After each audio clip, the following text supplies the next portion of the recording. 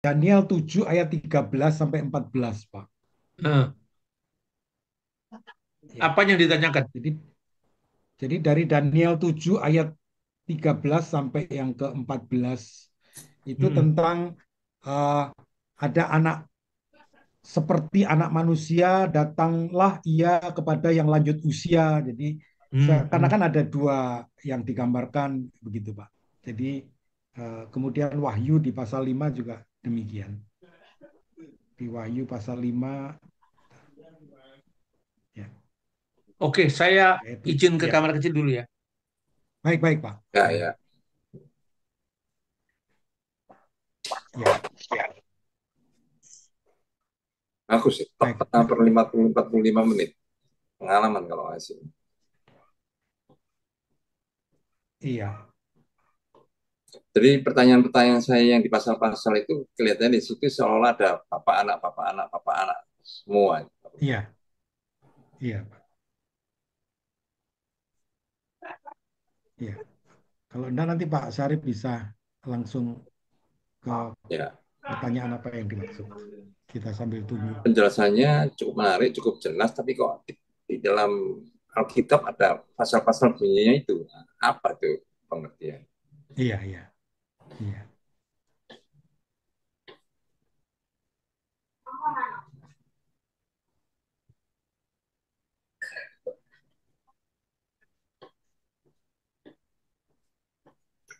Sebelumnya tanya juga karena Pak Bambang di sana kan jam 10, jam 11 sekarang. Kita punya waktu Iya, sampai jam berapa Pak Bambang? iya, iya, baik, Pak.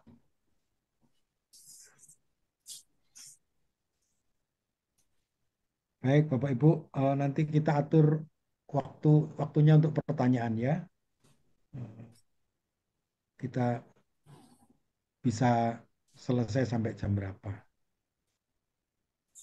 Ya ini Pak Andri Nathanael yang sudah raise hand ya.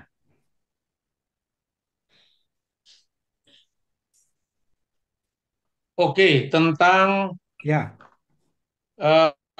Daniel ya. ya, Pak.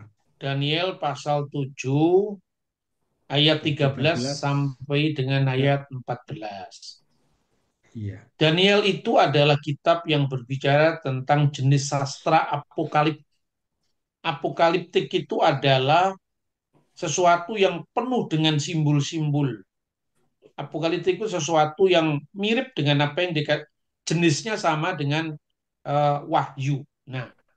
sekarang siapa yang dimaksud dengan seperti anak manusia dalam ayat 13? Aku terus melihat dalam penglihatan malam itu, tampak datang dengan awan-awan dari langit seorang seperti anak manusia. Datanglah ia kepada yang lanjut usianya itu, dan ia dibawa ke hadapannya, lalu diberikan kepadanya kekuasaan dan kemuliaan dan kekuasaan sebagai raja. Maka orang-orang dari segala bangsa, suku bangsa, dan bahasa mengabdi kepadanya. Kekuasaannya ialah kekuasaan yang kekal, yang tidak akan lenyap, dan kerajaannya adalah kerajaan yang tidak akan musnah. Kata ini bagian dari kitab Wahyu yang ditulis dalam bahasa Aram.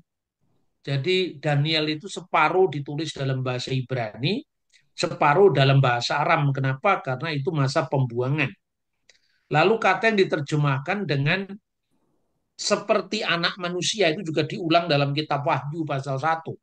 Itu kebar Hmm. enas.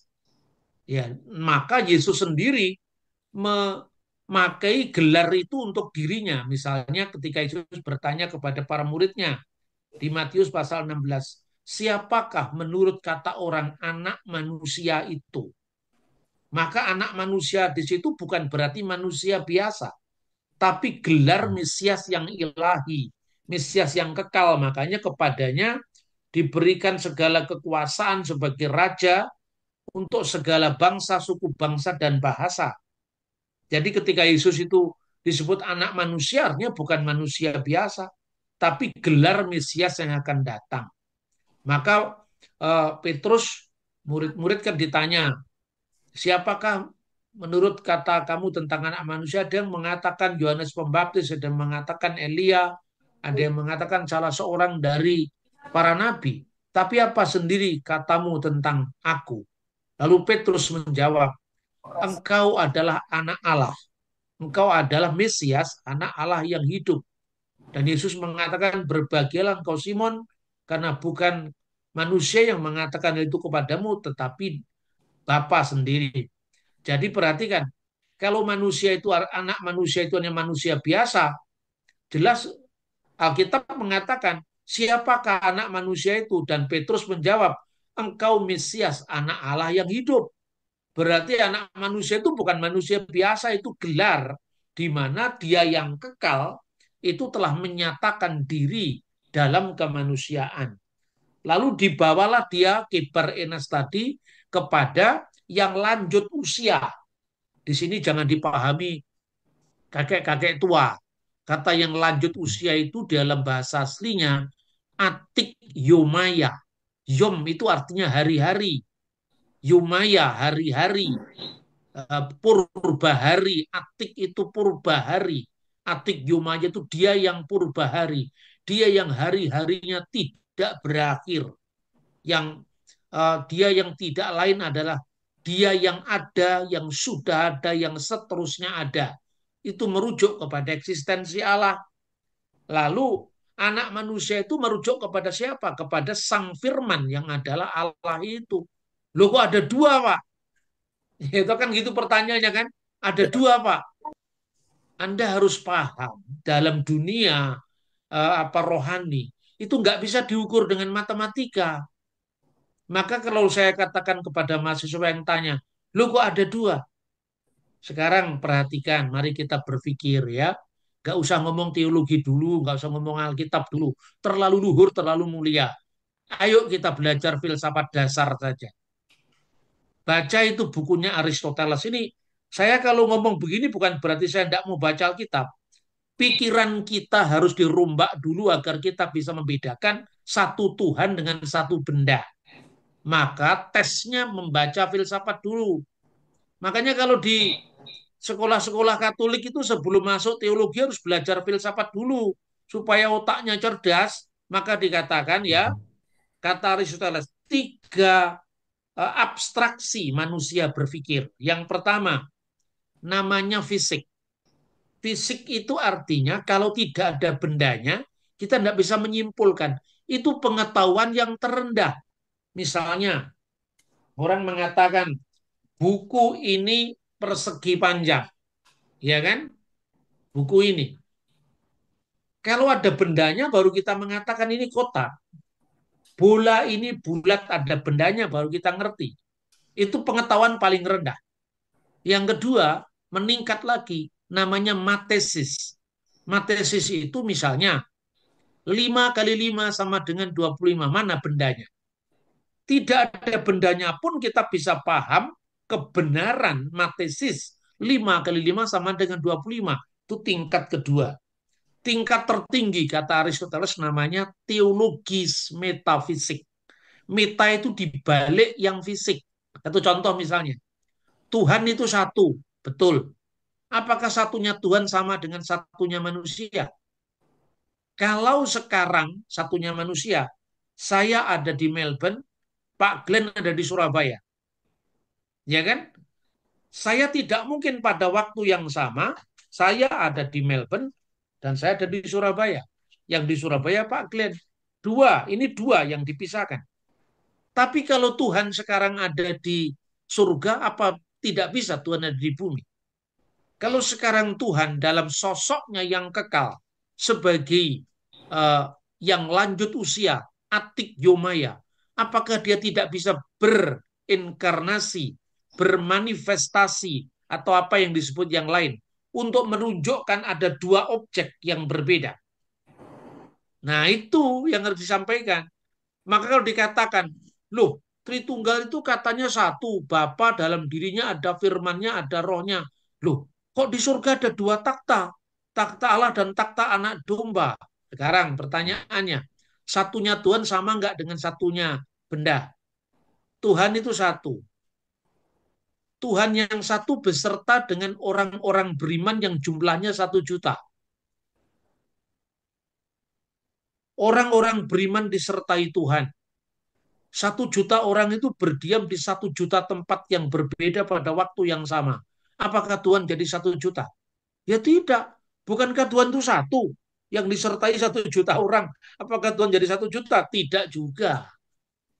Untuk membahas misteri itu, makanya Allah, firman Allah, dan roh Allah itu disebut sebagai persona. Persona itu diterjemahkan dalam bahasa Indonesia pribadi. Tapi jangan dipahami pribadi seperti pribadinya si Ahmad, pribadinya si Bambang, pribadinya si Albert, tidak seperti itu. Makanya ini kita sudah masuk ke dalam bahasa dogma. Ketika Yesus itu kan berbicara dalam bahasa Aramaik ya. Bahasa Aramaik itu ada satu kata yang diterjemahkan dengan keberadaan, yaitu ituta. Lalu ada kata kenoma. Kenoma itu yang membedakan satu dengan yang lain. Nah, kata kenoma itulah yang kemudian diterjemahkan menjadi uknum dalam bahasa Arab. Makanya dalam bahasa teologi, Tuhan itu satu ituta, satu keberadaan dalam 3 cara berada, dalam 3 pribadi. Pribadi ini disebut dengan kenoma. Kenoma itu yang menjadi bahasa Arab uknum. Tapi bukan oknum dalam bahasa Indonesia. Kalau oknum dalam bahasa Indonesia, 3 oknum pemuda ketangkap sabu-sabu di sebuah kafe. Itu terpisah. Tapi karena kata kenoma ini tidak bisa terwakili dalam bahasa sehari-hari, dalam bahasa Latin, maka Tertullian ketika menerjemahkan kata ini, ya, itu hat ituta telata kenome. Satu keberadaan, satu hakikat dalam 3 persona. Tapi persona ini dalam bahasa Latin berbeda dengan bahasa Yunani. Bahasa Yunani itu hipostasis, hipoistemi. Sesuatu yang merujuk keterdirian. Jadi manusia, satu. Tapi terdiri dari hakikat kemanusiaannya, keberadaannya, pikirannya, dan rohnya. Nah, inilah keterdirian ini yang disebut hipostasis. Lalu ketika diterjemahkan dalam bahasa Latin, Tertullian bingung. Tidak ada dalam bahasa Latin yang memuat bahasa yang setinggi ini. Karena bahasa Latin itu bahasa hukum. Bahasa yang sifatnya konkret, bahasa yang sifatnya fisik. Maka terpaksalah dengan persona. Maka dikatakan una substantia tres persona. Tapi diberi keterangan diskresi non separati, distingsi non divisi. Bisa dibedakan namun tidak bisa dipisahkan. Jadi kalau pribadinya Pak Glenn terpisah dengan pribadi saya, maka kalau ada Pak Glenn, saya dengan Ibu Nora misalnya, Ibu Lora misalnya, 3 pribadi yang terpisah. Tapi dalam urusan Tuhan ini, diskresi non separati bisa dibedakan, tidak bisa dipisahkan. Distingsi masing-masing punya kekhasan secara tak terbagi. Inilah Tritunggal. Jadi pertanyaannya gini, orang tanya kepada saya, Allah itu siapa itu penting? Ah, nggak terlalu penting Allah itu. Pentingnya di mana? Loh kok bisa begitu? Sekarang kamu bayangkan.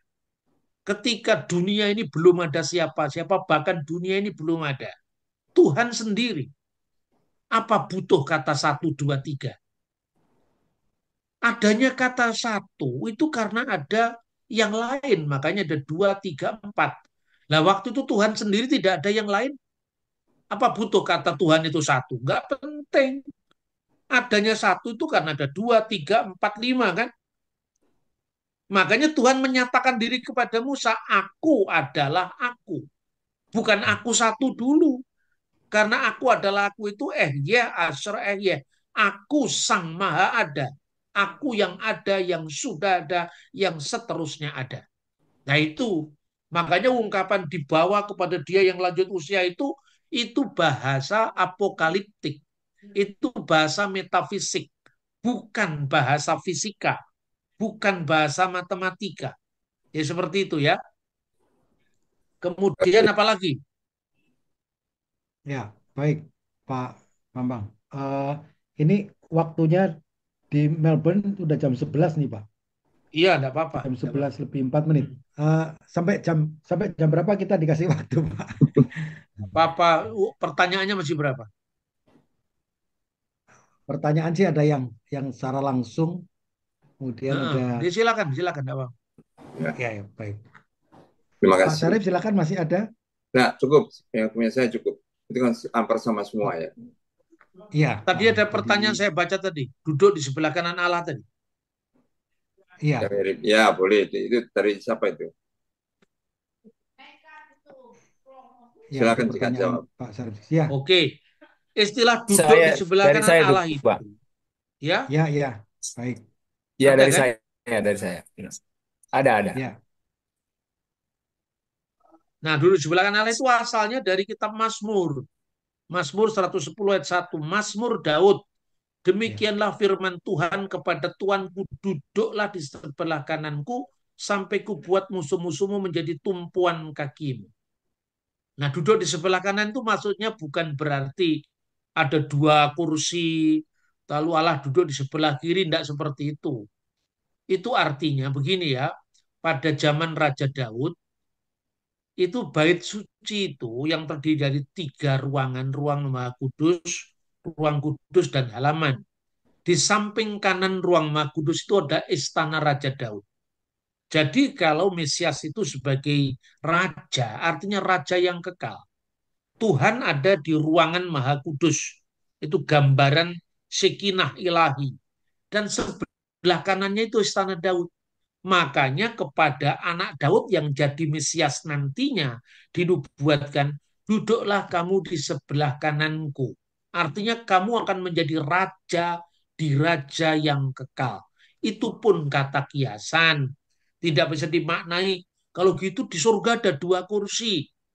Nah, seperti perumpamaan duduk di sebelah kanan itu tidak hanya ada di dalam Yahudi dan Kristen, tapi itu ada di dalam semua perumpamaan Timur Tengah sekarang.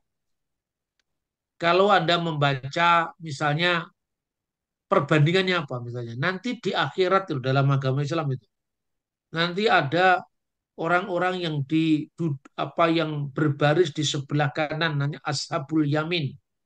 Mereka menerima kitab di sebelah kanan itu yang diperkenan Tuhan, diridhoi Tuhan. Tapi ada yang sebelah kiri, Ashabul Yasar, itu yang masuk neraka.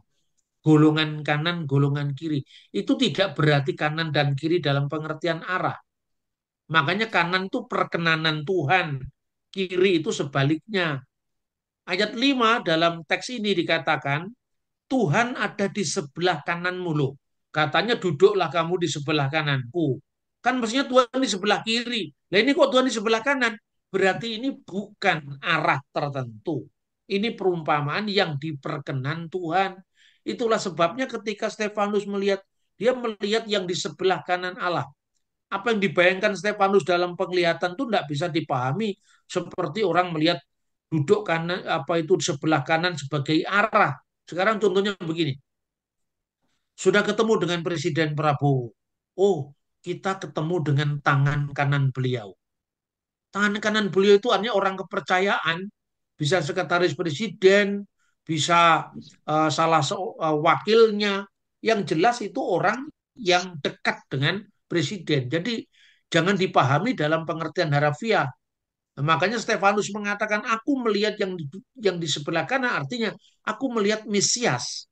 Karena itu terkait dengan apa yang disebutkan dalam uh, Mazmur 110 ayat 1, dan itu pula yang diulang oleh Yesus di dalam misalnya Markus, ya kita bisa membaca sekarang Injil Markus pasal 12 misalnya.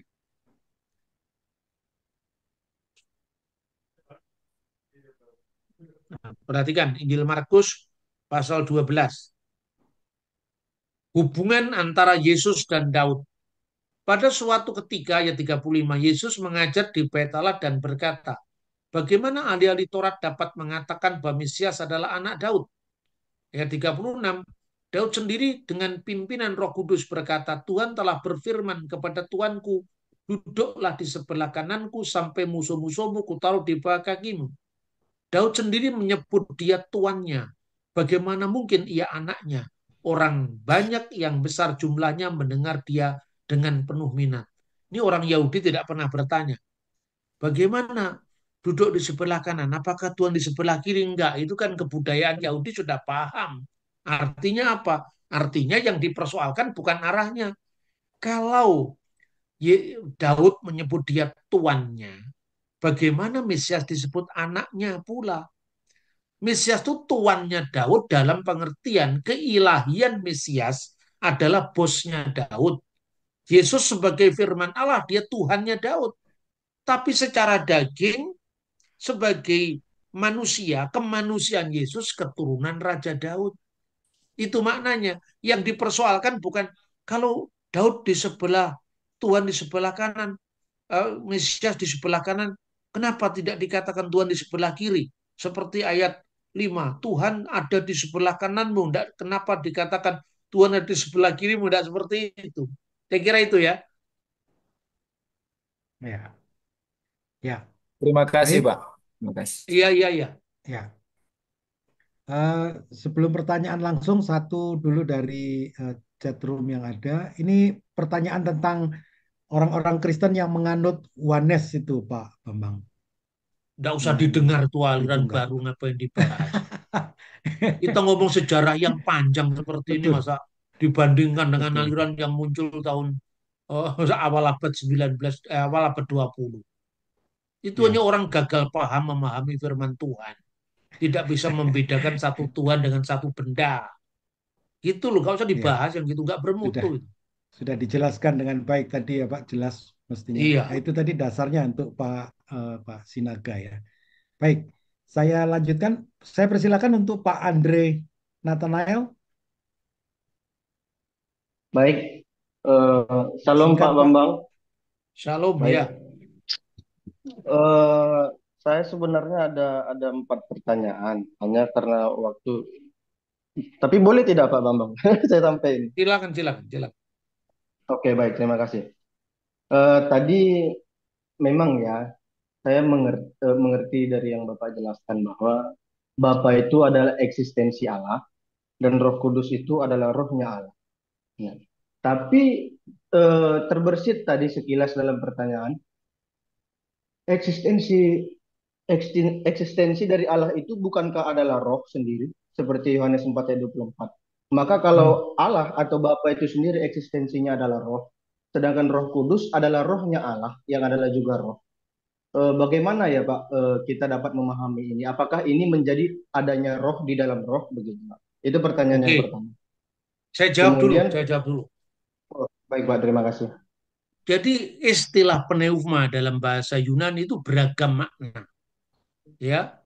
Misalnya tujuh roh Allah di dalam itu tidak mengatakan itu tujuh beneran. Dalam pengertian apa? Tujuh spirit, tujuh yang mewakili apa itu roh kebijaksanaan, roh hikmat dan seterusnya. Itu tidak bicara eksistensi, tapi bicara tentang apa namanya, apa istilahnya itu, karunia-karunia yang ada pada satu Allah tadi dengan rohnya. Kemudian konteksnya Allah itu adalah roh. Itu apa? Terus lihat konteksnya itu adalah orang-orang Samaria. Bagaimana sejarah orang Samaria? Orang Samaria itu keturunan Yusuf yang ada di utara. Kemudian mereka itu pada saat kerajaan Salomo terbelah menjadi dua, mereka ikut 10 suku yang di utara tadi. Ketika mereka jatuh ke tangan Asur tahun 722 sebelum Masehi, maka kemudian orang-orang di utara itu dicampur dengan 5 suku, yaitu Babel, Hamat, Kuta, Awa, dan Sefarwaim. Akibatnya terjadi percampuran suku itu melahirkan sinkretisme. Ilah-ilah asing itu masuk ke rumah-rumah orang Israel. Yang di selatan dibuang ke Babel tahun 586 sebelum Masehi. Namun tahun 539 Kores Agung mengeluarkan putusan, mereka dibebaskan kembali ke negara masing-masing termasuk bangsa Yahudi. Lalu ketika bait Allah mau dibangun kembali, orang-orang Samaria itu mau gabung. Itu zamannya Jerubabel, mau gabung. Tapi ditolak sama orang Yahudi. Karena apa? Karena kamu sudah menikah dengan bangsa-bangsa lain dan itu tidak menjaga kemurnian ajaran tentang keesaan Tuhan. Marahlah orang Samaria. Setelah marah, mereka membangun bait suci tandingan di Bukit Gerisim. Di Bukit Gerisim itulah mereka membangun bait Allah. Zaman sebelum Yesus, yaitu pada masa kerajaan Makabe, ya, itu pernah dihancurkan oleh Yohanes Hyrcanus. Akibatnya menjadi sangat dendamnya orang Parisi terhadap orang Yahudi. Yesus datang membawa rekonsiliasi kepada perempuan Samaria. Pertanyaannya perempuan Samaria apa? Nenek moyang kami menyembah Tuhan di bukit ini, yaitu di Bukit Gerisim. Nenek moyang Anda di Yerusalem, di mana menyembah Allah yang benar. Itu bicara tentang kiblat ibadah. Karena orang Yahudi itu kemanapun mereka berada menghadapnya ke Yerusalem. Orang Samaria menghadapnya Bukit Gerisim. Di manakah menyembah yang benar? Lalu Yesus mengatakan Allah itu roh. Artinya apa? Allah tidak terikat oleh ruang, tidak terikat oleh waktu, tidak terikat oleh kiblat.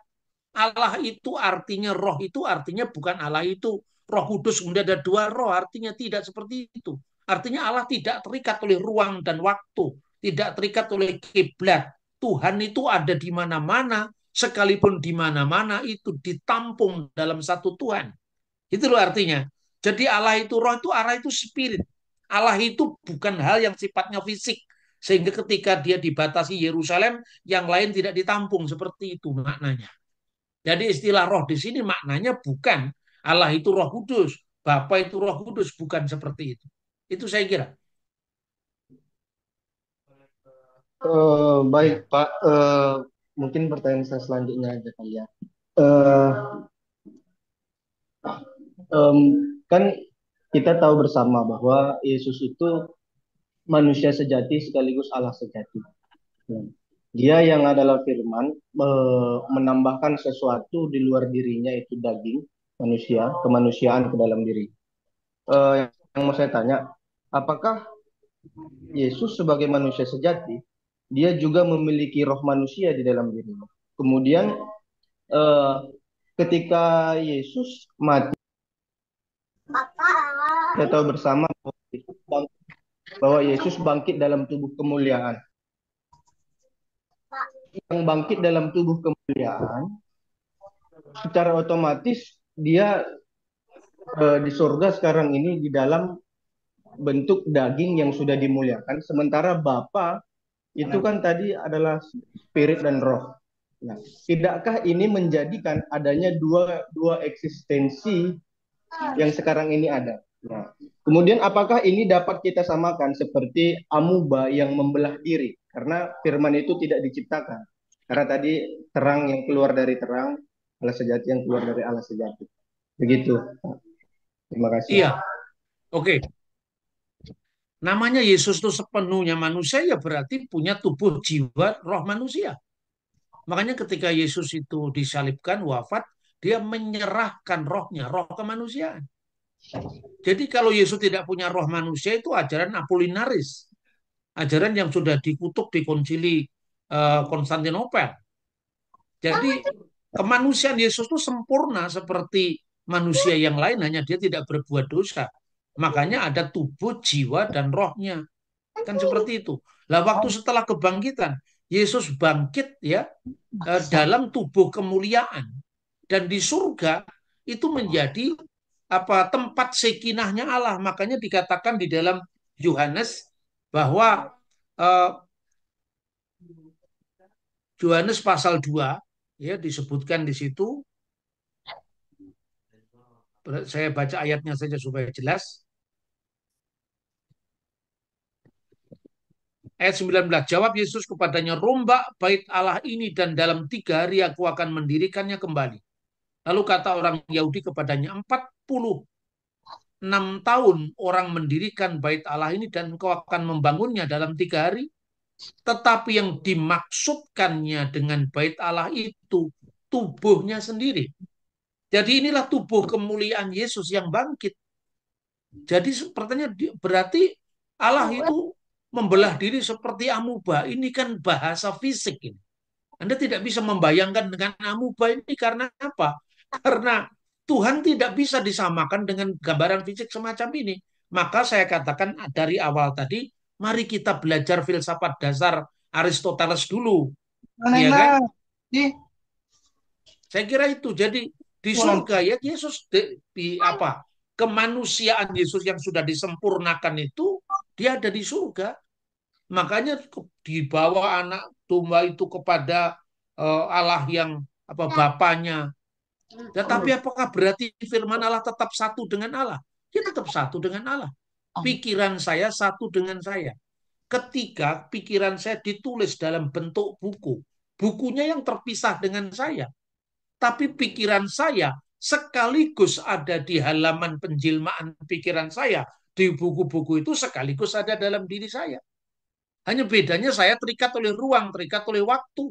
Allah tidak terikat oleh ruang, tidak terikat oleh waktu. Seperti itu. Baca itu apa hasil-hasil konsili Efesus dan konsili Kalsedon. Itu clear sebetulnya. Saya kira itu. Baik Pak Bambang, terima kasih. Saya pikir saya sudah Ya, cukup Pak. Oh iya, iya. ya, baik. Ya, masing-masing satu aja pertanyaan ya, Bapak Ibu, supaya waktunya bisa di ini. Eh, dari chat room sebenarnya ada pertanyaan, tapi sudah dijelaskan oleh Pak Bambang kenapa kita harus gambarkan wajah Yesus supaya lebih suci dari seperti orang Muslim tidak menggambarkan itu ya. Tadi sudah dibahas ya pertanyaan ini. Ya karena wajahnya karena fisiknya manusia ada maka ya bisa digambar bisa difoto gitu Iya, ya. betul, betul ya. Baik, ya. Nah ini mungkin satu pertanyaan yang agak menggelitik ini Pak. Yesus yang berubah punya tubuh kemuliaan, bisa makan, bisa sebelum naik ke surga, bisa minum dan lain sebagainya. Nah apakah kita jika tubuh diubah jadi kemuliaan masih di bumi dan masih bisa makan minum gitu Pak? Ya, pertanyaan Ya, itu baik ya. Karena apa? ya, Karena Yesus menampakkan diri kepada murid-muridnya yang masih di dunia. Iya kan? ya. Makanya digambarkan bahwa itu yang intinya bahwa tubuh kemuliaan itu tidak terikat oleh ruang, tidak terikat oleh waktu, sehingga ketika murid-murid ketakutan karena ancaman orang Yahudi, Yesus tiba-tiba bisa masuk ke ruangan yang terkunci dan tertutup dan mengucapkan salam. Lalu Yesus bisa makan bersama-sama dengan mereka. Itu kan karena Yesus menyesuaikan diri dengan uh, murid-muridnya yang masih ada di dunia. Tapi tidak perlu kita berspekulasi di surga ada rawon atau ada uh, apa Ya, uh, sate babi, nggak usah betul. berspekulasi seperti itu kan. Iya, baik. Ya, baik. Eh, Mungkin saya persilakan untuk Pak Didi satu pertanyaan, lalu Pak Soleman nanti. Saya persilakan. Salam Pak Bambang. Ya, Ya, Salam. ya, Ya Pak, silakan. tadi saya mau meneruskan pertanyaan Pak Nathaniel. Bukankah perbedaan Yesus secara manusia dengan kita secara manusia itu rohnya Yesus itu satu, Pak. Roh Allah itu yang ada di dalam Yesus. Sedangkan kita ini mempunyai dua roh, yaitu roh manusia dan roh kudus. Nah, bukankah seperti itu, Pak? Jadi Yesus itu menurut pemahaman saya nanti tolong Hmm. dibenarkan. Karena di dalam Yesus secara manusia itu cuma ada satu roh, yaitu rohnya Allah yang ada di dalam Yesus. Dan kalau kita punya roh sendiri dan roh kudus. Nah, kemudian yang kedua sedikit aja. Kalau Yesus yang naik ke surga itu dalam tubuh daging baru, apakah itu maha hadir atau tidak, Pak? Terima kasih, Pak. Ya, Ya, apakah apa namanya rohnya manusia Yesus itu roh Allah? Bukan ya, roh kemanusiaan Yesus. Beda dengan roh Allah dalam pengertian rohnya yang kekal Allah, beda. Karena kalau Yesus itu rohnya roh Allah dalam diri manusia itu ya itu bukan ajaran gereja, itu bukan ajaran Alkitab.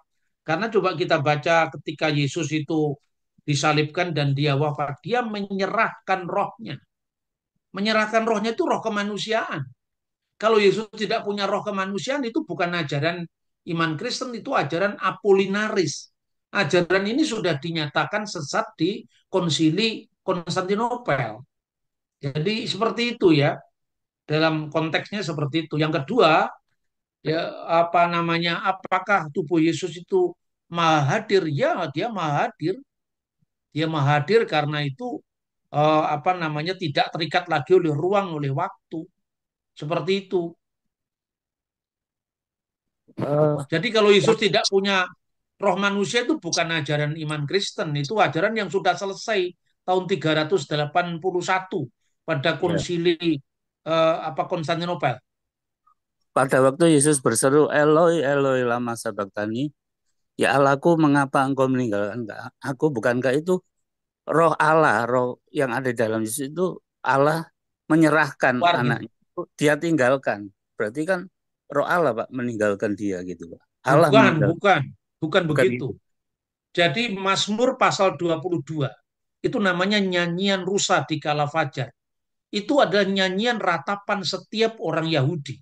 Jadi konteksnya itu tidak bisa dipahami seperti pemikiran orang modern kita sekarang. Jadi setiap orang Yahudi membaca Mazmur itu dia paham. Mazmur itu keseluruhan ayatnya itu mulai dari Eli Eli lama asfaktani bahasa Ibrani ya, sabaktani itu bahasa Aram. Lalu terkait dengan dia menusuk tanganku dan kakiku, dia membuang undi itu semua ada di dalam Mazmur 22. Jadi nyanyian di kala fajar itu menggambarkan bahwa setiap orang Yahudi membaca teks itu bukan keputusasaan. Teks Mazmur 22 itu menunjukkan bahwa ada harapan di tengah-tengah kesulitan yang sangat besar. Ada harapan di tengah-tengah keputusasaan yang sangat besar. Yesus mengalami penderitaan sampai pada titik terendah manusia pada umumnya. Tetapi Yesus meyakini bahwa ada harapan baru. Itulah apa namanya pesan dari nyanyian di kala fajar dalam rusa di kala fajar di dalam Mazmur 22. Jadi itu tidak bisa dipahami dengan logika modern kalau gitu. Allahku, Allahku, mengapa engkau meninggalkan aku, rohnya Allah lepas dari dirinya. Tidak seperti itu. Ya, Ya, Baik, cukup Pak. ya, Terima kasih, Pak Pak. Dodi. Terima kasih. Ya, ya, ya. ya. Pak Soleman, silakan. Satu pertanyaan. Ya, shalom Pak Bambang. Selamat malam. Ya, ini ada pertanyaan mengenai penjelasan tentang Tritunggal, Pak. Seringkali Tritunggal itu dijelaskan dengan bentuk segitiga. Di dalam segitiga itu ada Allah dan di sudut masing-masing itu ada Bapa, Putra, dan Roh Kudus. Nah, apakah penjelasan seperti itu adalah penjelasan tepat untuk menggambarkan Tritunggal atau bagaimana, Pak? Terima kasih. Shalom. Begini, gambar itu selalu mengandung kelemahan. Tapi gambar segitiga di tengah-tengahnya Allah itu tidak bisa disalahkan. Karena yang mau ditekankan itu bukan Tuhan itu terikat oleh ruang, terikat oleh bilangan, terikat oleh waktu, tidak seperti itu. Maksudnya, Allah itu Bapa, Putra, dan Roh Kudus. Itu untuk menekankan pembedaan antara ketiganya. Jadi Bapa bukanlah Putra, Putra bukanlah Roh Kudus bukanlah Bapa, tapi Bapa, Putra, dan Roh Kudus itu Allah yang esa. Itu konteksnya. Jadi itu jangan dipahami kalau sisi ini dengan sisi ini bukan ini, itu ruang, bukan itu. Itu hanya untuk gambaran memudahkan saja. Jadi tekanannya bahwa firman Allah dengan roh Allah itu bisa dibedakan. Karena firman Allah itu merujuk kepada intelektualitas, ya, pikiran Allah. Sementara roh Allah itu merujuk kepada sumber hidup dalam diri Allah. Nah, baik roh Allah, sumber hidup dalam diri Allah itu, maupun firman Allah atau logos Allah atau pikiran Allah itu berdiam kekal dalam wujud Sang Bapa. Maka kalau Bapa disebut Allah itu artinya wujudnya Allah. Kalau Putra disebut Allah itu artinya firman Allah itu sepenuhnya Allah, tapi tidak berwujud sendiri di luar Bapa. ya, tapi bisa dibedakan dengan Bapa. Kalau Roh Kudus itu disebut Allah, bukan berarti ada tiga wujud, tapi hanya ada satu wujud, satu eksistensi. Itu maknanya. Jadi pembedaan dalam konteks personanya, ya, tetapi kesatuan dalam konteks hakikatnya. Ini saya kira tidak sulit kalau kita paham belajar filsafat, tidak sulit. Makanya saya dari awal tadi, mari kita belajar filsafat dasar dulu. Kesalahannya di kalangan Kristen Protestan, filsafat dijauhi. Nah mereka tidak bisa membedakan, ini teman-teman kebanyakan ya, minta maaf. Filsafat itu ada dua hal. Pertama, filsafat sebagai produk dan filsafat sebagai proses. Filsafat sebagai proses itu cara kita berpikir itu loh, didandani. Bisa membedakan satu benda, satu Tuhan, itu filsafat sebagai proses berpikir. Kalau filsafat sebagai produk itu isme. Isme itu misalnya komunisme, ateisme, agnostisme, itu filsafat sebagai proses.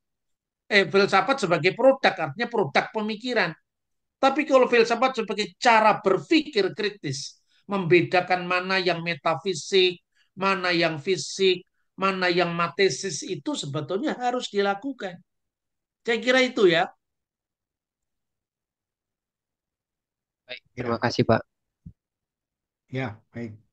Eh, Selanjutnya silakan eh, Pak Budi.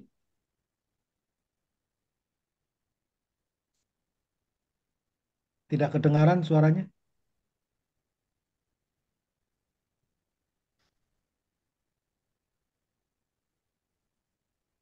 Bisa?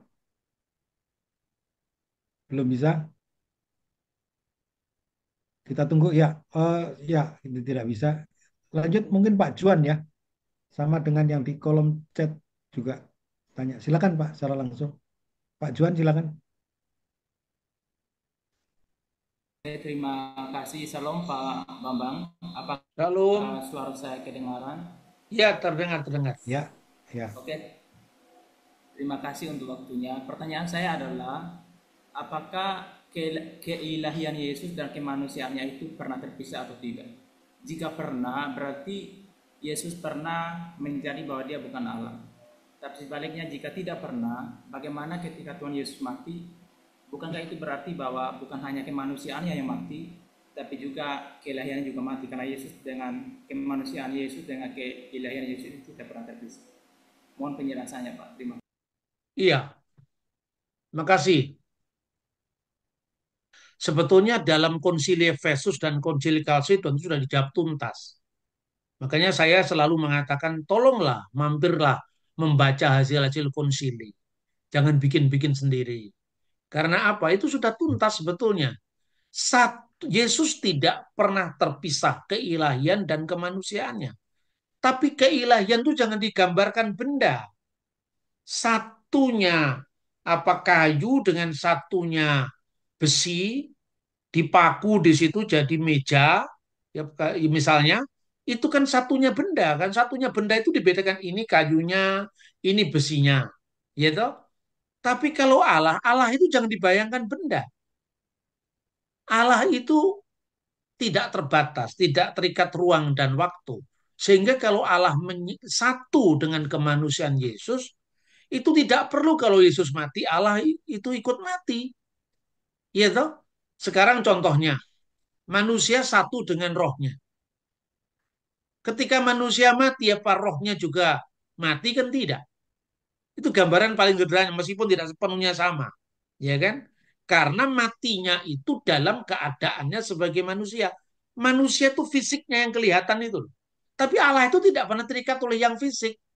Maka ketika Yesus dipaku, Yesus disalib, itu Allah tidak bisa dipaku, tidak bisa disalib. Lah kalau satunya Allah seperti satunya benda A dengan benda B menjadi satu benda namanya C, itu kan benda, itu kan fisik. Tapi Allah tidak bisa fisik. Allah itu menyatu dengan kemanusiaan Yesus bukan berarti Allah itu ikut mati di salib. Seperti itu kira-kira. Maka bayangkan Tuhan itu jangan dibayangkan dengan aspek ruang, jangan dibayangkan dengan aspek waktu dulu. Seperti itu ya. Jadi satu sedemikian rupa namun tak terbagi dan tak terpisah. Itu rumusan Kalsedon itu. Allah itu satu sedemikian rupa, namun tak terbagi dan tak terpisah. Tak berbaur, namun juga tak berubah. Jadi artinya bukan seperti larutan. Larutan antara dua benda, dua cairan menjadi satu. Itu kan akhirnya lebur jadi satu. Makanya ditegaskan, Firman itu telah menjadi manusia, mengambil tubuh kemanusiaan, sedemikian rupa tak pernah terpisah dalam sekejap pun, secara tak terbagi namun tak terpisah, secara tak berbaur namun tak berubah. Jadi tidak berbaur, tidak menjadi satu, kemudian tidak bisa dibedakan. Secara tak terbagi namun tak terpisah. Nah, ini memang harus dipahami secara metafisik. Tidak bisa dipahami seperti satunya minyak kelapa dengan mentega atau minyak kelapa dengan minyak yang lain. Tidak, itu kan benda. Tuhan kan bukan benda. Kan seperti misalnya satunya Tuhan dengan orang yang sabar. Kan tidak bisa dibedakan kalau Tuhan sekarang bersatu, Tuhan satu dengan saya, Tuhan menyertai saya, terus bagaimana Tuhan bisa menyertai orang di Amerika? Bagaimana Tuhan menyertai orang di Kanada? Apakah Tuhan itu memuai atau Tuhan itu memisahkan diri seperti amuba? Masa seperti itu? Iya toh? Bayangkan sekarang, Tuhan beserta orang yang sabar. Berapa jumlah orang yang sabar? Di Surabaya saja, 10.000 orang. 10.000 orang itu berada di 10.000 tempat yang berbeda. Tuhan jumlahnya berapa?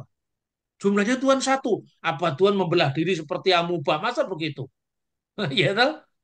Gitu loh kira-kira saudara-saudara. Iya, ya, cukup ya Pak Juan. Ya, mungkin saat, eh, sebelum Pak Elroy, ini ada pertanyaan yang hampir mirip tentang nama Tuhan yang Yahweh itu, Pak Bambang. Karena ada orang Iya, yang menyebutkan yang nama Tuhan adalah Yahweh gitu. Ya, mungkin itu pertanyaannya. ya kita harus mendasarkan pada teks Alkitab. Ya, Memang nama Tuhan itu disebut dalam Perjanjian Lama itu Yod He Vav He. Tapi Alkitab di Perjanjian Baru nama itu tidak ada lagi. Jangan kita mengarang-arang nama itu dihilangkan, mana buktinya? Dari naskah Perjanjian Baru jumlahnya lebih dari 5.800 naskah itu tidak ada satupun kata Yahweh dipertahankan. Kalau di situ misalnya Markus pasal 12 ayat 29. Shema Yisrael Adonai, Adonai itu YHWH. Elohenu Adonai Echad, YHWH Echad. Diterjemahkan Kurios Oteos Imon. Kurios Eis Esti. Berarti diterjemahkan Kurios. Teksnya seperti itu. Lalu dia, tapi kan Tuhan mengatakan itulah namaku untuk selama-lamanya. Maka kata nama jangan dipahami seperti nama kita. Harus dipahami dalam makna bagaimana orang Yahudi sendiri memahami istilah nama. Nama Tuhan menara yang kuat. Bukan berarti kalau YHWH hurufnya copot satu tidak kuat lagi. Nama Tuhan datang dari tempat yang jauh. Bukan berarti nama Tuhan itu secara harfiah. Tapi artinya di situ bahwa Tuhan datang menyatakan diri. Jadi nama itu pernyataan dirinya. Bukan nama dalam pengertian harfiah. Jadi teksnya tidak pernah ada kata Yahweh di Perjanjian Baru. ya, oke, mungkin jelas ya dari penjelasan ini. Mungkin satu atau dua pertanyaan lagi ya, Bapak Ibu, dari Pak Elroy sama Saudara Asel ya. Silakan Elroy dulu. Shalom Pak, selamat malam. Apakah suara saya terdengar jelas ya? Sangat jelas, Ya. sangat jelas. Saya tidak akan menanyakan mengenai doktrinal sih Pak. Kebetulan saya juga sedang menjalankan studi. Menurut Bapak dengan pengarahan tadi kan Bapak selalu mengatakan belajar filsafat dulu, baru melihat pandangan dari filsafat. Nah, menurut Bapak apakah lebih mendahului belajar filsafat dulu baru mendalami teologi, atau disandingkan bersamaan, atau teologi dulu atau filsafat dulu gitu Pak. Itu aja sih Pak pertanyaannya. Oke. Terima kasih Pak. Filsafat dulu juga bagus dia, jadi 2 semester awal. Disandingkan langsung juga enggak apa-apa, tapi jangan belajar teologi tanpa belajar disiplin ilmu yang namanya filsafat. Karena apa? Karena yaitu tadi, jadi kalau dikatakan bahwa Allah satu dengan manusia, sementara kalau Yesus di surga ada duduk di sebelah kanan, tidak dipahami. Lalu ketika Allah menyatu dengan manusia, tapi nyatanya ada pernyataan Allah di tempat lain membelah diri jadi amuba, itu kan salah satu disiplin berpikir sebetulnya. Kalau disiplin berpikirnya benar kan teologinya benar. Gitu loh saudara-saudara. Jadi soal prioritas belajar bersamaan juga enggak apa-apa. Maka di beberapa sekolah teologi tempat saya mengajar, misalnya di STFT Intim, itu kajian filsafat itu pada semester pertama, ya. Kemudian pada semester pertama itu diberi mata kuliah kaitannya misalnya tentang apa pengantar perjanjian lama, bisa juga seperti itu. Tapi jangan langsung bicara tentang Allah Tritunggal, tapi disiplin berpikir kita belum bisa membedakan satu benda dengan satu Allah. Makanya saya sampaikan begitu ya, artinya. Nggak usah sekolah teologi lah. Di Fakultas Hukum aja belajar filsafat dulu kok semester 3. Fakultas Ekonomi juga seperti itu. Supaya kita bisa membedakan teori-teori keadilan. Nah kalau belajar hukum saja filsafat perlu. Apalagi belajar teologi yang bicara tentang metafisik. Belajar hukum itu misalnya gini. Ya kita bertanya tentang keadilan. Itu bukan wilayah hukum apa ya?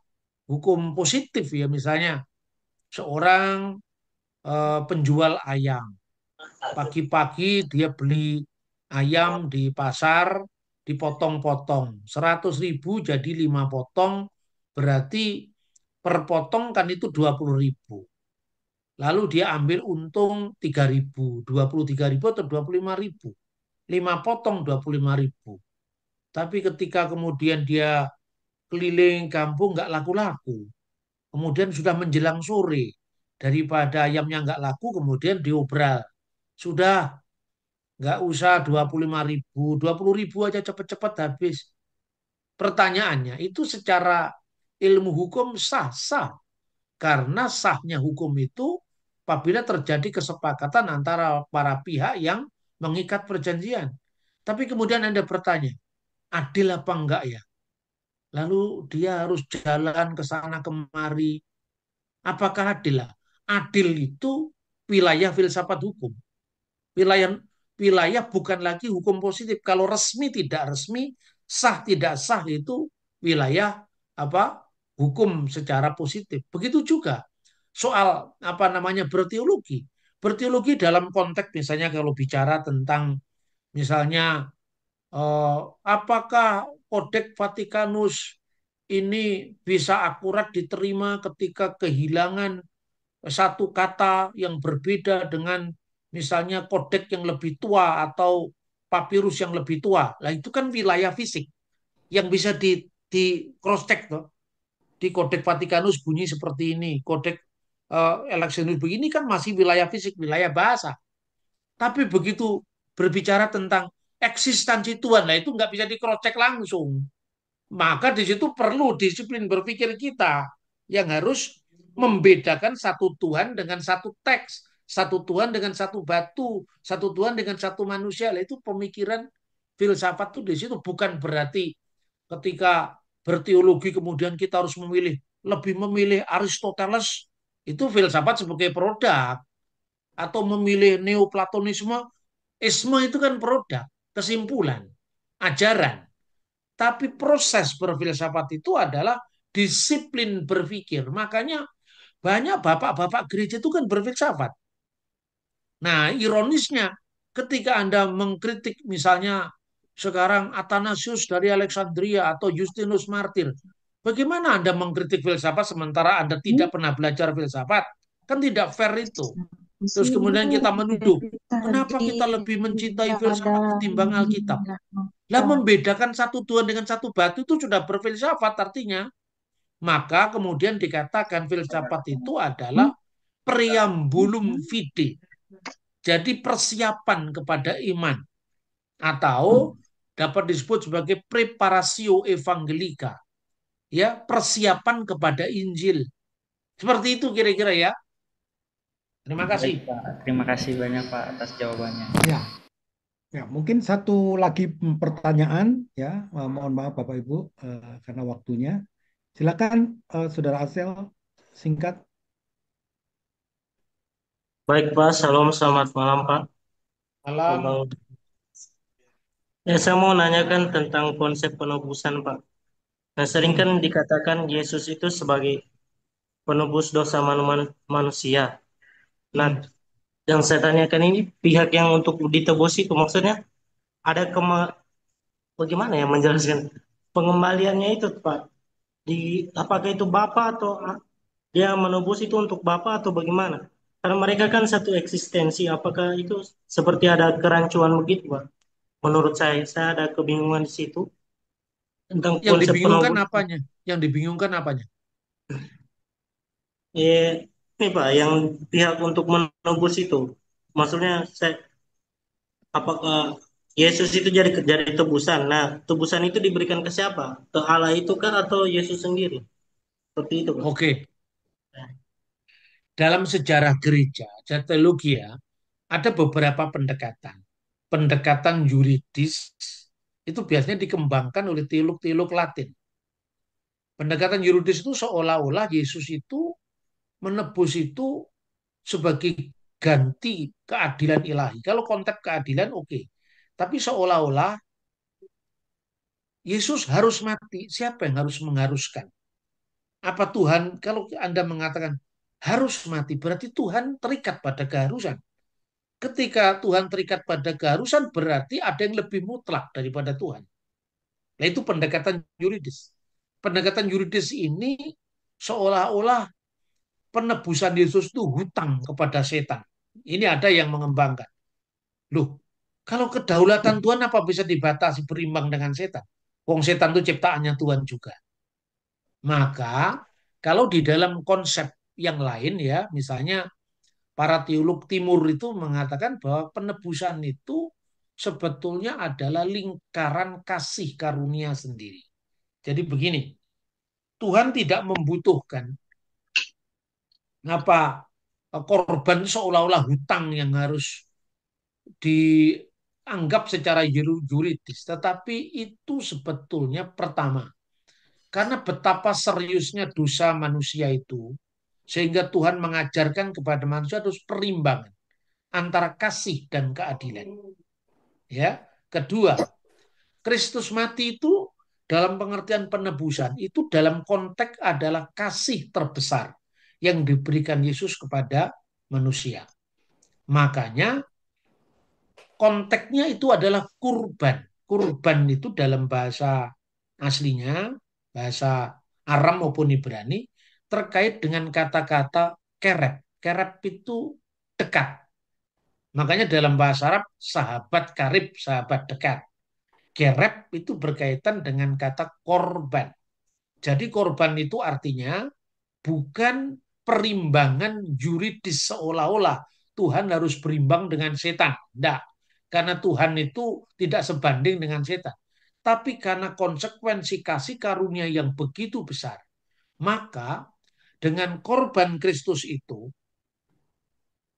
segala bentuk dendam kesumat, segala bentuk kebencian, segala bentuk apa yang menjadi akar dosa itu dilucuti semua. Siapa yang bisa melawan kasih sekarang? Kasih itu membebaskan segala-galanya. Itulah kematian Yesus, itu adalah lingkaran kasih terbesar yang akhirnya memadamkan segala bentuk kebencian, dosa, dendam, kesumat, dan seterusnya. Termasuk iblis tidak bisa berdaya di depan kasih. Itu ada konsep yang seperti itu. Tapi yang ada dua tadi, korban sebagai konsekuensi kasih, karena Tuhan sangat mengasihi kita dan memberikan yang terbaik untuk kita. Dan ada yang melakukan pendekatan yuridis seolah-olah harus berimbang dengan setan. Itu saya kira bukan sesuai dengan apa istilahnya itu kemahakuasaan Tuhan. Tuhan itu maha kuasa, dia bisa apa saja. Tetapi karena Tuhan itu tidak sewenang-wenang, maka kasihnya harus berimbang dengan keadilannya. Pengorbanan Kristus itu bicara keadilannya dan kasihnya sekaligus. Sekarang contohnya gini, kalau orang bertanya, apakah itu adil? Yesus yang satu orang harus menebus sekian banyak orang yang berdosa. Pertanyaannya, ketika Adam dan Hawa berbuat dosa, apakah itu adil kita juga menerima akibatnya? Kan dia yang berdosa. Waktu dia berbuat dosa kita belum ada. Karena itu tidak pernah janjian. Ayo kita dosa ya nanti ditanggung bersama. Tapi akibat dosa itu maut. Setiap orang dihukum bukan dosanya yang diwariskan, tapi akibat dosa kita terima, yaitu kematian. Kematian jasmani, siapapun yang menolak usia tua, kelapukan, akhirnya berlanjut kematian, itu akibat dosa. Kedua, kematian rohani, jauh dari hadirat Allah. Kan begitu kan? Jadi sekarang, kalau manusia di dunia akibat dari dosa asal Adam, lalu kita suka tidak suka kita akan mati, kita dihukum. Sekarang oleh karena ketaatan satu orang pula, kita ditebus. Jadi inilah aspek keadilannya. Aspek kasihnya itu adalah pemberian cuma-cuma. Karena kalau kita kehilangan keselamatan karena Adam, kita juga menerima kasih karunia cuma-cuma melalui Yesus Kristus. Itu satu. Kedua, soal ritus korban. Kenapa korban Habel diterima? Korban Kain ditolak. Karena korban Habel memberikan yang terbaik kepada Tuhan. Apa yang terbaik? Yaitu yang sulung dari kambing dan domba. Yang sulung itu sesuatu yang terbaik. Anak sulung untuk Tuhan, hewan sulung untuk Tuhan. Nah, karena itu yang terbaik itu adalah korban yang Tuhan perkenan. Apalagi yang terbaik? Kalau bukan memberikan diri seutuhnya, nyawanya untuk para sahabatnya. Itulah yang dilakukan Yesus Kristus. Memberikan yang terbaik bagi yang dikasihinya. Jadi Tuhan jangan dibayangkan sebagai seorang yang membutuhkan korban kita. Karena Tuhan itu maha mutlak. Sehingga pembenaran tidak dilakukan oleh keharusan. Karena kalau maka harus ada yang mati. Siapa yang mengharuskan? Itu karena kasih karunia Tuhan. Pemberian bukan karena kewajiban. Sebab kalau harus, kata harus nggak bisa diterapkan untuk Tuhan. Karena kalau Tuhan itu harus, maka berarti Tuhan terikat oleh hukum yang di luar dirinya. Saya kira itu ya. Itu saya kira membutuhkan jawaban yang cukup panjang tentang penebusan. Saya tidak bisa menjelaskan dalam waktu yang sangat singkat, tapi kira-kira gambarannya sekilas seperti itu.